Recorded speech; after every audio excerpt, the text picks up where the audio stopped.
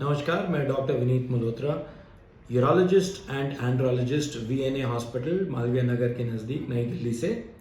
और आज हम एक इम्पॉर्टेंट टॉपिक के बारे में बात करेंगे जहां पर हम देखते हैं बहुत बार पेशेंट्स आते हैं जिनको कंसर्न होता है कि उनके पीनाइल साइज़ में कमी आई है या गर्थ में, यानी कि उनके लिंग के ऑर्गन के लेंथ में, लंबाई में या चौड़ाई में कमी आई हुई है और वो किसी बीमारी के कारण है। और ये एक कंसर्न का मैटर होता है, वो काफ़ी परेशान होते हैं, तकलीफ़ में होते हैं, क्योंकि ये समझ में नहीं आता है कि ये सब क्यों हो रहा है। इससे उनके मानसिक तनाव पे असर पड़ता है, वो बढ़ता है। और कई बार हम देते हैं कि ऐसे पेशेंट्स को फिर इरेक्टाइल डिस्फंक्शन होता है, इम्पोटेंस होता है और वो जनरल लाइफ में बहुत डिस्ट्रेस्ड रहते हैं।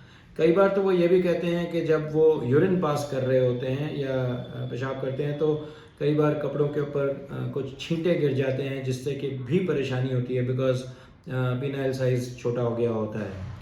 तो अगर हम समझना चाहें कि इस पे क्या क्या कारण हो सकते हैं, कई सारे कारण हैं जो कि पीनाइल साइज़ को अफेक्ट कर सकते हैं।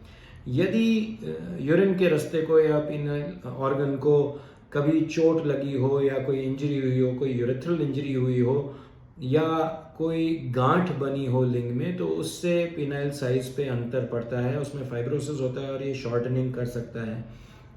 कई बार इससे लिंग में टेढ़ापन आता है जिसको कि हम कर्वेचर कहते हैं और उसके कारण छोटापन महसूस होता है।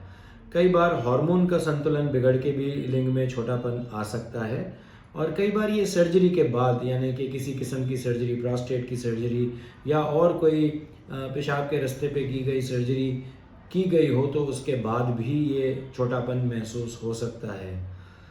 इन सब का किसी न किसी तरीके का इलाज होता है। जहाँ पर हार्मोन की कमी का इलाज दवाइयों से किया जाता है, उसी तरह बाकी कुछ तरीके हैं जिनसे कि गांठ वगैरह या टेढ़ापन वगैरह को ठीक करके और लिंग की लंबाई वापस की जा सकती है।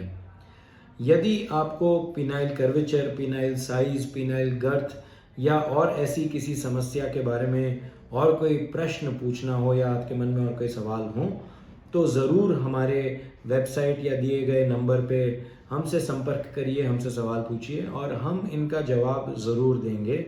धन्यवाद। Thank you.